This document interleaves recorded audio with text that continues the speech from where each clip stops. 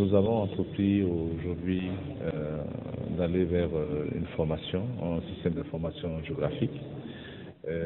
En réalité, c'est un long processus qui est né du fait qu'on a constaté que les données géoréférencées sont importantes pour la décision, la gestion du littoral.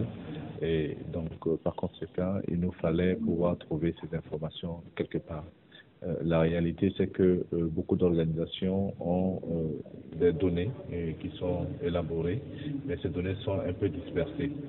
Et nous avons lancé ce partenariat avec le Centre de suivi écologique, et qui est membre du PRCM, pour trouver une solution de sorte à permettre aux usagers de trouver sur une seule plateforme des informations dont ils ont besoin pour prendre des décisions.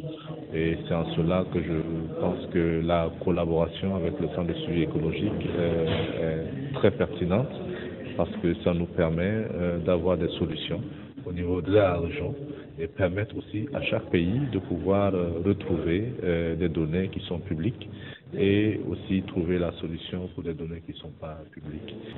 Donc nous avons eu à élaborer un système d'information géographique sous forme de web mapping, et maintenant qu'on a mis sur le web, et maintenant il fallait également avoir ici les experts de la sous-région pour pouvoir savoir comment faire pour avoir le maximum de données et harmoniser les données de la sous-région ouest-africaine. Parce que comme il a si bien dit, il y a plusieurs données dans chaque pays, mais le problème c'est que nous gérons un même espace.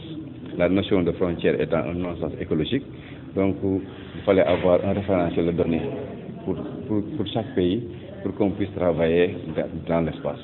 Donc pour cela, il fallait élaborer d'abord un système d'information. Maintenant, essayer de voir avec les experts qui sont là, leur montrer comment utiliser un logiciel système d'information géographique, et on a opté pour un logiciel libre qui s'appelle le Quantum GIS, qui est un logiciel libre que tout le monde peut accéder et qui va permettre à tout un chacun de pouvoir manipuler l'information, faire les mises à jour. Donc c'est la raison pour laquelle on est là aujourd'hui, pour essayer de former ces gens-là pendant 3 jours sur d'abord comment collecter les données, comment faire une carte, comment mettre à jour les données, mais également comment utiliser le système d'information mis sur le net par le PRCM. Le PRCM veut vraiment, le prétexte ici c'est juste pour que les pays puissent travailler ensemble pour avoir les mêmes données. Parce que le problème, le constat qu'on a fait, comme il a si bien dit, il y a plusieurs données partout dans nos pays, mais les données ne se superposent pas. Il y a un gap qui est là, et maintenant, pour le combler, il va falloir déjà travailler sur un référentiel de données commun et ensuite continuer vers la mise à jour à long terme.